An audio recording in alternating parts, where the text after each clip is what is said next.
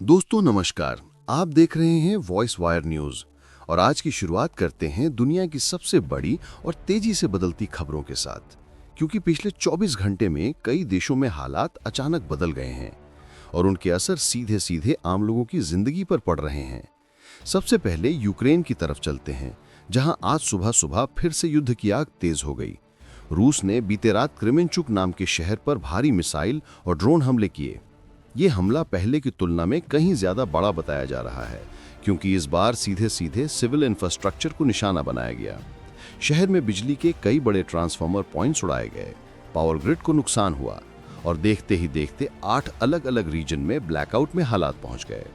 सबसे चौंकाने वाली बात यह है कि इन हमलों के बाद यूक्रेन के कुछ न्यूक्लियर प्लांट्स को भी अपना पावर आउटपुट कम करना पड़ा, ताकि कोई बड़ा हादसा ना हो पाए। ऐसे में सर्दी के मौसम में लाखों लोग बिजली और हीटिंग दोनों से एक साथ कटते हुए दिख रहे हैं। इस पूरी घटना से साफ है कि युद्ध का स्तर एक बार फिर ऊपर चला गया है और आने वाले दिनों में इन हमलों का जवाब किस रूप में दिया जाएगा, इस पर सबकी नजर बनी हुई है। अब भारत की ओर आते हैं और यहाँ एक बड़ी सकारात्मक खबर सामने आई है, खास तौर पर गुजरात के सूरत शहर के लिए। तापी नदी पर नया बैराज बनने जा रहा है, जो आने वाले 50 साल तक सूरत शहर को पीने के पानी की कमी से बचा सकता है। ये बैराज रंद और भाठा के बीच बन रहा है और इसके बाद लगभग 10 किलोमीटर लंबा मीठा पानी का रिजर्वॉयर तैयार होगा। नगर निगम का कहना है कि इस परियोजना के बाद 30 से ज्यादा गांवों को स्थायी रूप से पानी मिलने लगेगा, ग्राउंड वाटर लेवल सुधरेगा, समुद्री पानी शहर की तरफ ना घुसे, इसके लिए एक सुरक्षा परत की तरह काम करेगा और 2300 हेक्टेयर से ज्यादा कृषि भूमि को सिंचाई का स्थायी समाधान मिलेगा। इतना ही नहीं, इसे आसपास वॉकवे, बोटिंग एरिया, गार्डन और पब्लिक स्पेस के साथ विकसित किया जाएगा, जिससे ये जगह एक बड़ा आकर्षण बन सके। सूरत जैसी तेजी से बढ़ती आबादी वाले शहर के लिए ये प्रोजेक्ट आने वाले दशकों का गेम चेंजर साबित हो सकता है। अब इंडोनेशिया चलते हैं, जहां आचे क्षेत्र में जो बाढ़ और लैंडस्लाइड आई है, उसने पूरे इलाके को लगभग तबाह कर दिया है। कई जगहों पर जमीन खिसकने और पानी एक झटके में शहरों में घुस जाने से 900 से ज्यादा लोगों की मौत हो चुकी है और कई लोग अभी भी लापता बताए जा रहे हैं। अस्पतालों की हालत देखकर ही पूरे हालात का अंदाजा लग जाता है। वेंटिलेटर की मशीनें मिट्टी में डूबी हुई, फर्श पर भरा हुआ गंदा पानी, दवाइयां बह चुकी और डॉक्टर ये तय नहीं कर पा रहे कि सबसे पहले किसकी जान बचाई जाए, क्योंकि चारों तरफ बच्चे और बुजुर्ग बीमार पड़े हैं। कई जगहों पर डायरिया, फीवर और स्किन इन्फेक्शन जैसी बीमारियां तेजी से फैल रही हैं और राहत सामग्री उतनी तेजी से नहीं पहुंच पा रही जितनी जरूरत है। प्रशासन ने कहा है कि मलबा हटाने, सड़कें खोलने और गांवों तक पहुंचने में कई दिन और लग सकते हैं। इस घटना ने एक बार फिर यह दिखा दिया है कि जलवायु परिवर्तन का असर कितना खतरनाक हो चुका है। अब नजर खेल की दुनिया पर डालते हैं। चेन्नई में हो रहे FIH junior hockey world cup में आज का दिन पूरी तरह रोमांच से भरा रहा। स्पेन और अर्जेंटीना के बीच पहला सेमीफाइनल खेला गया और दोनों टीमों ने ऐसा खेल दिखाया कि देखने वाले हर सेकंड का मजा ले रहे थे। स्पेन की टीम पिछला मैच अंतिम सेकंड में जीतकर यहां पहुंची थी और आज भी उन्होंने वही आक्रामक रवैया दिखाया, लेकिन अर्जेंटीना ने भी कड़ा मुकाबला दिया। उनके कप्तान टॉमस रुइज ने शानदार गोल किया, जिसने मैच को और ज्यादा रोमांचक बना दिया। मैदान के बाहर बैठे दर्शक लगातार शोर मचा रहे थे, क्योंकि सब जानते हैं कि अगला सेमीफाइनल भारत और जर्मनी के बीच है और अगर भारत जीतता है तो फाइनल में हमारी भिड़ंत स्पेन या अर्जेंटीना जैसे बड़े प्रतिद्वंदी से होगी। आज का माहौल ही ऐसा था कि हॉकी प्रेमी पूरे दिन इसी मैच के अपडेट का इंतजार कर रहे थे। अब बढ़ते हैं फुटबॉल की दुनिया में, जहां बार्सिलोना ने आज के मैच में धमाकेदार प्रदर्शन किया। रियल बेटिस के खिलाफ खेले गए मैच में बार्सिलोना ने 5-3 से जीत दर्ज की और इस जीत में सबसे बड़ा रोल रहा फेरन टोरेस का, जिन्होंने एक के बाद एक 3 गोल दागकर मैच को अपने नाम कर लिया। दर्शक झूम उठे, कमेंटेटर चिल्लाते रहे कि टोरेस आज मैदान पर पूरी तरह अलग ऊर्जा के साथ उतरे थे। कोच हांसी फ्लिक ने भी कहा कि टीम का मनोबल बढ़ा हुआ है और फर्स्ट हाफ उनका सबसे बेहतरीन प्रदर्शन था। इसके अलावा टीम के युवा खिलाड़ी रूनी बारगजी ने अपना पहला गोल किया, जिससे उनका कॉन्फिडेंस काफी बढ़ गया। और इसी बीच एक और बड़ी अंतर्राष्ट्रीय खबर सामने आई है, जहां उत्तरी यूरोप में इस हफ्ते से शुरू होने वाले नोबेल पुरस्कार समारोह को लेकर हलचल बढ़ गई है। स्टॉकहोम और ओस्लो में दुनिया भर के वैज्ञानिक, लेखक और शांति कार्यकर्ता पहुंच चुके हैं और पूरे शहर में एक तरह का त्योहार जैसा माहौल बन गया है। सुरक्षा व्यवस्था को हाई अलर्ट पर रखा गया है, क्योंकि कई देशों के टॉप प्रतिनिधि, राजनेता और वैज्ञानिक यहां मौजूद रहने वाले हैं। इस बार विज्ञान की कैटेगरी में उन रिसर्च को सम्मानित किया जा रहा है जिन्होंने दुनिया में मेडिकल और एनर्जी सेक्टर में क्रांति ला दी है। खास तौर पर कैंसर ट्रीटमेंट और नई जनरेशन बैटरी टेक्नोलॉजी पर काम करने वाले वैज्ञानिकों के योगदान को इस साल ऐतिहासिक माना जा रहा है। वहीं शांति पुरस्कार को लेकर भी काफी उत्सुकता है, क्योंकि कई नाम चर्चा में हैं जो संघर्ष के बीच मानवीय सहायता प्रदान कर रहे हैं। इस बीच अमेरिका की राजनीति में भी हलचल बढ़ती दिख रही है। व्हाइट हाउस प्रशासन के एक शीर्ष अधिकारी के इस्तीफे की खबर ने देश में नया राजनीतिक तूफान खड़ा कर दिया है।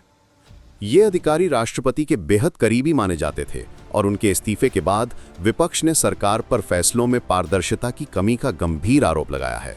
कुछ रिपोर्टों के मुताबिक प्रशासन के अंदर लंबे समय से चल रहे असहमति और पॉलिसी को लेकर टकराव के कारण ये इस्तीफा हुआ है। अमेरिकी मीडिया कह रहा है कि आने वाले दिनों में इस मामले से जुड़े और भी खुलासे सामने आ सकते हैं, जिससे राष्ट्रपति प्रशासन की मुश्किलें बढ़ सकती हैं। देश में चुनावी तैयारी के बीच ये घटनाक्रम काफी अहम माना जा रहा है। उधर एशिया की तरफ बढ़ें तो चीन में इस हफ्ते एक बड़े औद्योगिक क्षेत्र में आग लगने की खबर ने सभी को चौंका दिया है। एक केमिकल फैक्ट्री में अचानक हुए ब्लास्ट से आग इतनी तेजी से फैली कि देखते ही देखते पूरी यूनिट धुएं से भर गई। स्थानीय प्रशासन ने तुरंत रेस्क्यू ऑपरेशन शुरू कर 200 से अधिक मजदूरों को सुरक्षित निकाला, लेकिन कई लोग घायल हुए हैं और उनमें से कुछ की हालत गंभीर बताई जा रही है। विशेषज्ञों का कहना है कि फैक्ट्री में इस्तेमाल होने वाले केमिकल्स बेहद ज्वलनशील होते हैं और सुरक्षा में छोटी सी भी गलती बड़ा हादसा बन सकती है।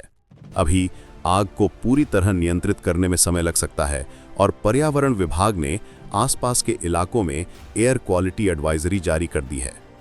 इस बीच भारत के ही एक और राज्य कश्मीर से भी बड़ी खबर आई है, जहां पहाड़ी इलाकों में भारी बर्फबारी ने सामान्य जीवन को काफी प्रभावित किया है। सड़कों पर कई फीट तक बर्फ जम गई है, वाहन फंस गए हैं और कई जगहों पर बिजली की सप्लाई बाधित हो गई है। स्थानीय प्रशासन और आर्मी लगातार रास्ते खोलने में लगे हुए हैं ताकि जरूरी सामान और दवाइयां दूर दराज के गांवों तक पहुंच सकें। पर्यटकों की संख्या बड़ी तेजी से बढ़ी है, लेकिन भारी बर्फबारी की वजह से होटल और ट्रैवल सेवाओं को अतिरिक्त मदद लगानी पड़ रही है। मौसम विभाग ने कहा है कि आने वाले 48 घंटे और भी चुनौतीपूर्ण हो सकते हैं। अब नजर डालते हैं मध्य पूर्व पर, जहां इजराइल और लेबनान सीमा पर तनाव बढ़ गया है। सीमा के कई हिस्सों से मॉर्टर और ड्रोन अटैक की खबरें आई हैं। इजराइल का कहना है कि उन्होंने अपनी उत्तरी सीमा पर अतिरिक्त सैनिक तैनात कर दिए हैं और किसी भी संभावित खतरे के लिए तैयार हैं। लेबनान की तरफ से भी दावा किया गया है कि उनके इलाके में इजरायली शेलिंग के कारण कई घरों को नुकसान पहुंचा है। स्थिति ऐसी है कि दोनों तरफ के नागरिकों को सुरक्षित स्थानों पर शिफ्ट किया जा रहा है। विशेषज्ञों का कहना है कि अगर इस तनाव को जल्दी नियंत्रित नहीं किया गया तो यह संघर्ष क्षेत्रीय स्तर पर बड़ा संकट बना सकता है। वहीं अफ्रीका के इथोपिया में भी हालात बिगड़ते दिख रहे हैं। वहां के उत्तरी हिस्से में सरकारी फौज और विद्रोही गुटों के बीच झड़पें तेज हो गई हैं।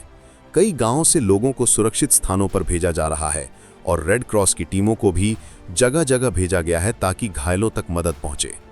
पिछले कुछ महीनों से शांति वार्ता की कोशिशें चल रही थीं, लेकिन अब स्थिति फिर से तनावपूर्ण हो गई है। संयुक्त राष्ट्र ने चिंता व्यक्त करते हुए दोनों पक्षों से संयम बरतने की अपील की है। इसी के साथ एक और बड़ी आर्थिक खबर भी सामने आई है, जहां एशियन मार्केट्स में अचानक गिरावट दर्ज की गई है।